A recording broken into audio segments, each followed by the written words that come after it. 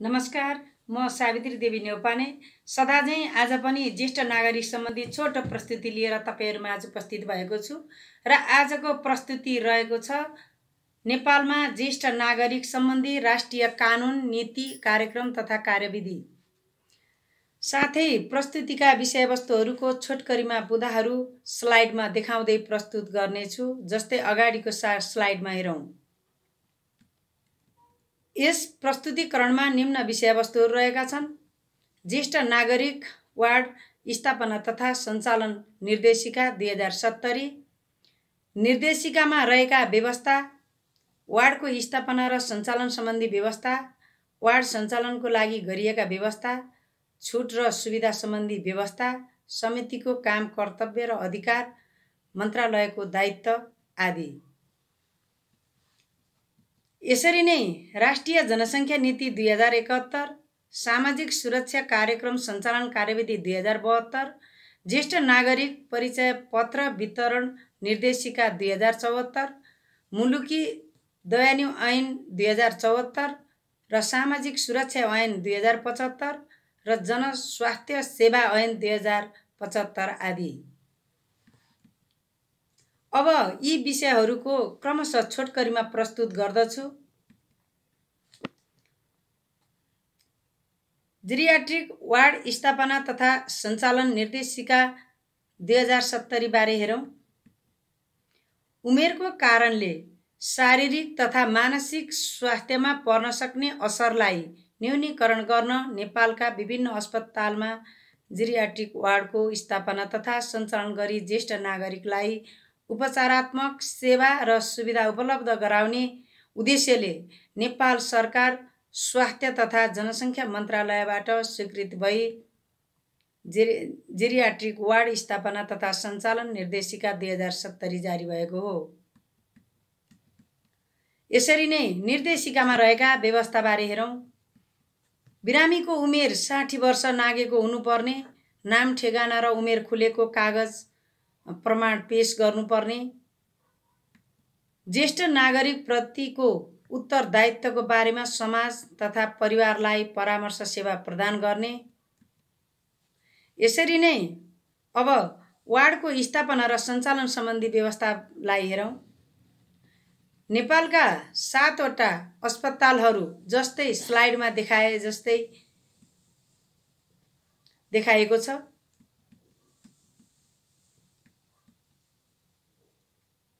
अञ्चल अस्पतालसम्म यस्ता सेवा क्रमिक रूपमा विस्तार गरिने दफा 5 मा उल्लेख छ।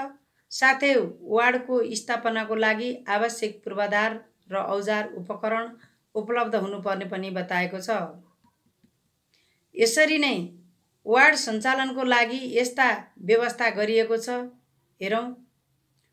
वार्डको सञ्चालनको लागि सम्बन्धित विषयको दक्ष चिकित्सक र तालिम प्राप्त परिचालिका हुनुपर्ने, पक्षघात वा दीर्घ रोगको कारणले लामो अवधिसम्म वार्डमा राख्न परेमा अस्पतालले त्यस्तो बिरामीलाई अन्य वार्ड वा सामुदायिक केन्द्रमा सार्न सक्ने, अस्पतालले ज्येष्ठ नागरिकको लागि छुट्टै लाइनको व्यवस्था गर्नुपर्ने, अस्पतालमा भर्ना हुने बिरामीको एकजना कुरुवा वा निजको हेरचाह वा जिम्मेवारी लिने मानिस अनिवार्य हुनुपर्ने।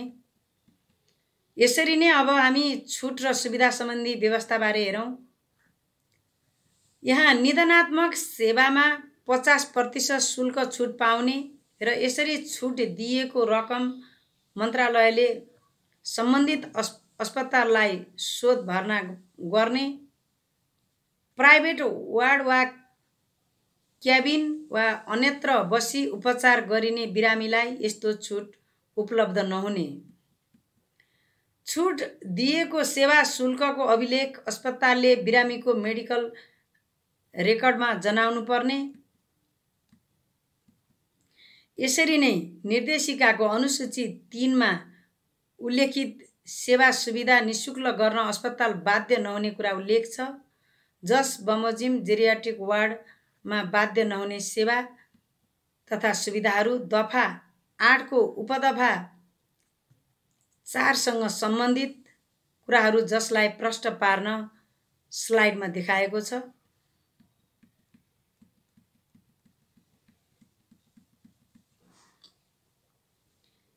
साथै कार्यक्रमको अनुगमन र समन्वय गर्न जनसङ्ख्या महाशाखा प्रमुखको संयोजकत्वमा केन्द्रीय समन्वय समिति गठन गरिने व्यवस्था दफा 11 ले गरेको छ।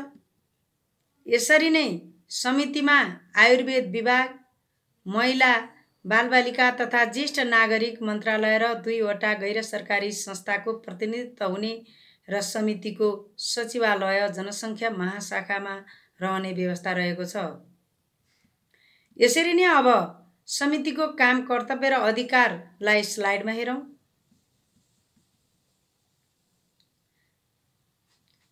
जिल्लामा जनस्वास्थ्य प्रमुखको संयोजकत्वमा अनुगमन समितिको गठन गरिने र समितिमा अस्पताल रहेको गाविस तथा नपाको प्रमुख, जिल्ला प्रशासन कार्यालय र समितिले मनोनयन गरेको 2 जना विज्ञको प्रतिनिधित्व हुने व्यवस्था छ। अब हामी समितिको दायित्वबारे हेरौँ।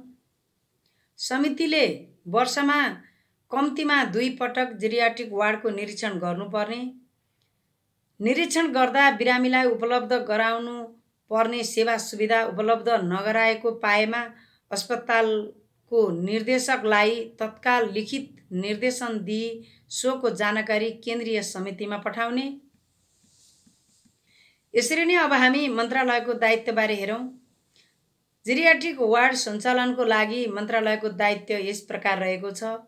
वार्डको सञ्चालनमा गुणस्तर ल्याउन सम्बन्धित अस्पतालसँग समन्वय गरी जनशक्तिलाई स्वदेश तथा विदेशमा तालिमको व्यवस्था गर्ने, अस्पतालले छुट दिएको रकम शोध भर्ना गरिदिने, निर्देशिका कार्यान्वयनमा देखिएका बाधा व्यवधान हटाउने, सामाजिक सेवा इकाइबाट जेरियाट्रिक वार्डमा सहुलियत तथा सुविधाको समन्वय रहने कुरा बुझिन्छ। यसरी नै अब हामी राष्ट्रिय जनसङ्ख्या नीति 2071 लाई हेरौँ।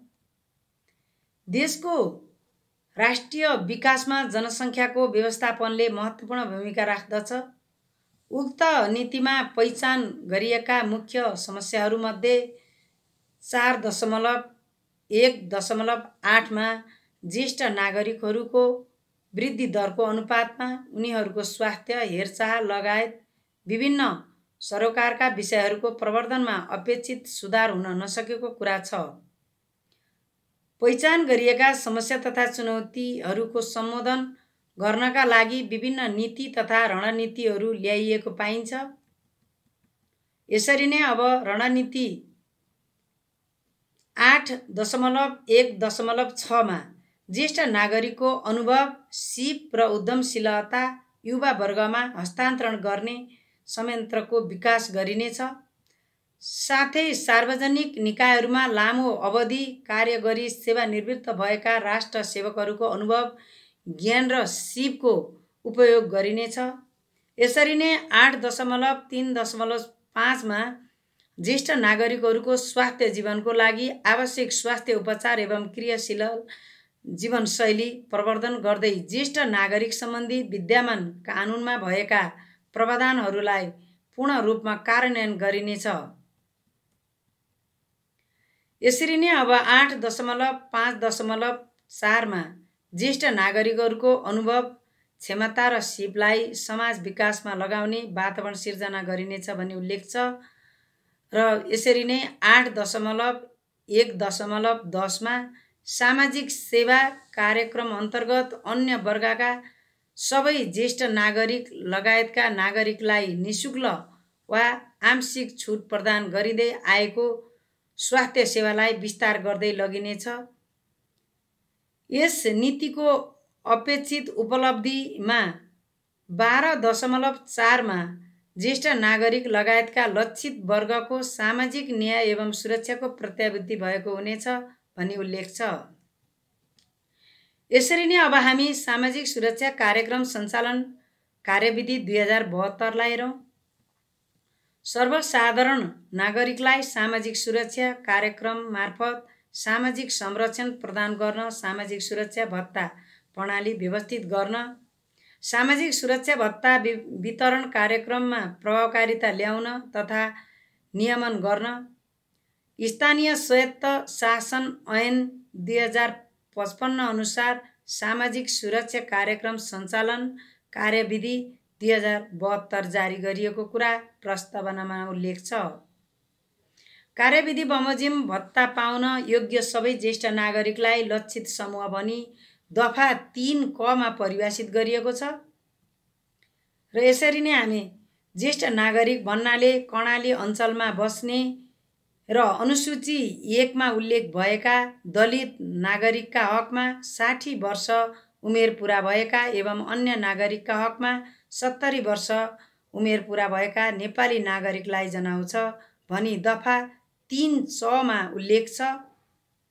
र कार्यविधिमा उमेरको गणना, लाभग्राहीको नाम दर्ता तथा नवीकरण तथा अभिलेख राख्ने कुराहरू उल्लेख छ।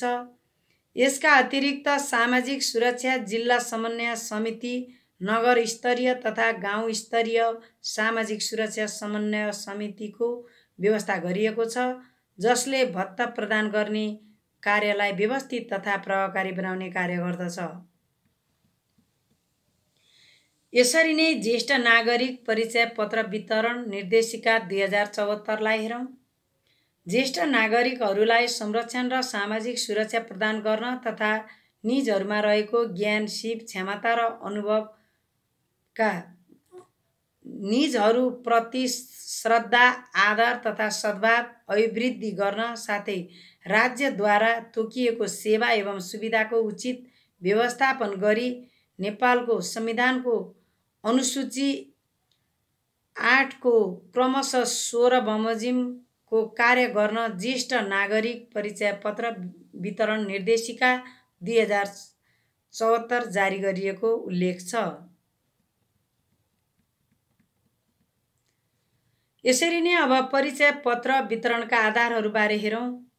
निर्देशिकाले नेपालको संविधानको धारा 41 मा उल्लेख भए बमोजिम ज्येष्ठ नागरिकको हक, ज्येष्ठ नागरिक सम्बन्धी नियमावली 2065 को नियम 15 अनुसार ज्येष्ठ नागरिकलाई परिचय पत्र दिने व्यवस्था लगायत ज्येष्ठ नागरिक परिचय पत्र वितरणका आधार मानेको छ।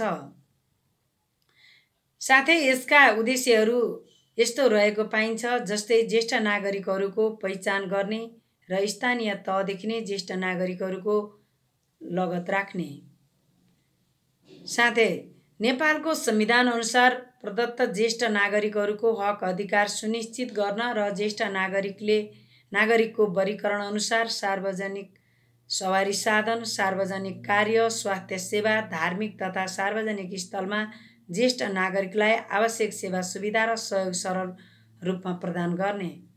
र अर्को रहेको छ प्रचलित ऐन नियम अनुसार ज्येष्ठ नागरिकलाई सामाजिक सुरक्षा, न्याय, अधिकार र समानता प्रदान गरी निजहरूमा रहेको ज्ञान, सिप, क्षमता र अनुभवको सदुपयोग गरी विकास प्रक्रियामा सहभागी गराउने। यसरी नै हामी अब परिचय पत्र वितरण प्रक्रियाबारे हेरौँ। ज्येष्ठ नागरिक परिचय पत्र प्रदान गर्न 60 वर्ष उमेर पुगेको ज्येष्ठ नागरिक स्वयं वा निजको संरक्षकले सम्बन्धित स्थानीय तहका प्रमुख समक्ष निवेदन दिनुपर्नेछ। निवेदनमा आफ्नो उमेर खुलेको नागरिकताको प्रमाणपत्रको प्रतिलिपि र 2 प्रति अटो साइजको फोटो संलग्न हुनुपर्नेछ। यस प्रयोजनको लागि नागरिकताको प्रमाणपत्रलाई आधार मानिने उल्लेख छ।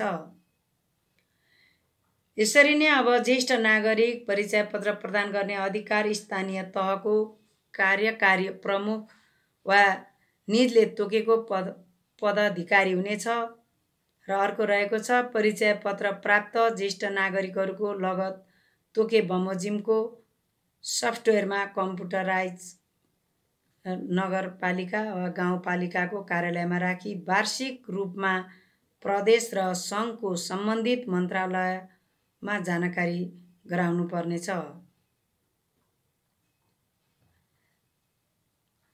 ज्येष्ठ नागरिक परिचय पत्रको प्रतिलिपि लिन सम्बन्धित प्रहरी कार्यालयको सिफारिस वा वडाको सिफारिससहित सम्बन्धित स्थानीय तहमा निवेदन पेश गर्नुपर्नेछ र यसरी नै हामी मुलुकी देवानी ऐन 2074 हेरौँ। मुलुकी देवानी ऐन 2074 को दफा 19 मा सकारात्मक विभेदको कुरा उल्लेख छ, जसमा सामाजिक वा सांस्कृतिक दृष्टिले पिछडिएका महिला, दलित, आदिवासी जनजाति, मधेसी, थारू, मुस्लिम, उत्पीडित वर्ग, पिछडा वर्ग, अल्पसंख्यक, सीमान्तकृत, किसान, श्रमिक, युवा, बालबालिका, ज्येष्ठ नागरिक, लैङ्गिक तथा यौनिक अल्पसंख्यक, अपाङ्गता भएका व्यक्ति, गम्भीर अवस्थाका व्यक्ति, अशक्त वा असहाय, पिछडिएको क्षेत्र र आर्थिक रूपले विपन्न आर्य लगायत नागरिकको संरक्षण, सशक्तिकरण र विकासका लागि कानुन बमोजिम विशेष व्यवस्था गरेकोमा भेदभाव नगरेको मानिने छैन भन्ने उल्लेख छ।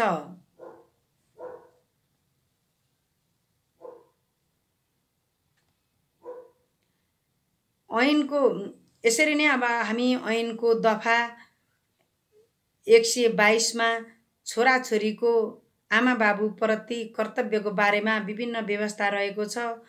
आमा बाबुलाई आदर, सम्मान र हेरचाह गर्नुपर्ने, प्रत्येक छोराछोरीले आफ्ना बाबुआमालाई आदर तथा सम्मानका साथ व्यवहार गर्नुपर्नेछ र अर्को रहेको छ, प्रत्येक छोराछोरीले आमा बाबुलाई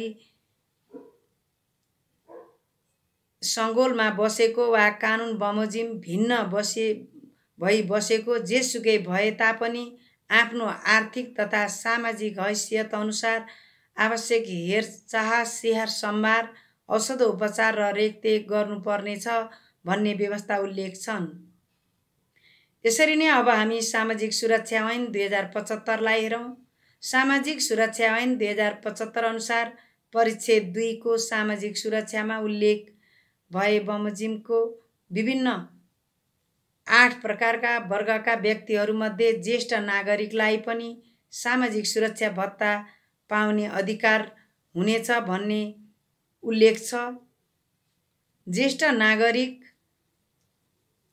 भत्ताको शीर्षकमा दलित र एकल महिला ज्येष्ठ नागरिकले 60 वर्ष उमेर पुरा गरेपछि र अन्य ज्येष्ठ नागरिकले 70 वर्षको उमेर पुरा गरेपछि नेपाल सरकारले तोके बमोजिमको भत्ता पाउनेछन् भन्ने व्यवस्था छ। भत्ता पाउनको लागि सम्बन्धित स्थानीय तहमा निवेदन दिनुपर्ने र दोहोरो सामाजिक सुरक्षा भत्ता प्रदान नगरिने व्यवस्था पनि उल्लेख गरिएको छ। सामाजिक सुरक्षा भत्ताको व्यवस्था गर्ने दायित्व नेपाल सरकारको हुने व्यवस्था पनि उल्लेख गरिएको छ। यसरी नै अब हामी जनस्वास्थ्य सेवा ऐन 2075 लाई हेरौँ। ऐनको दफा 3 को उपदफा 4 मा ज्येष्ठ नागरिक स्वास्थ्य सम्बन्धी सेवा तोकिए बमोजिमका आधारभूत स्वास्थ्य सेवाहरू निःशुल्क प्राप्त गर्ने हक हुनेछ भन्ने व्यवस्था छ। यति भन्दै यस प्रस्तुतिलाई यही विराम दिन चाहन्छु। साथै ज्येष्ठ नागरिक सम्बन्धी नयाँ जानकारी लिएर तपाईहरुमाझ उपस्थित हुने बाचाका साथ कमी कमजोरीको लागि क्षमा माग्दै सुझाव र सल्लाहको प्रतीक्षामा छु। धन्यवाद।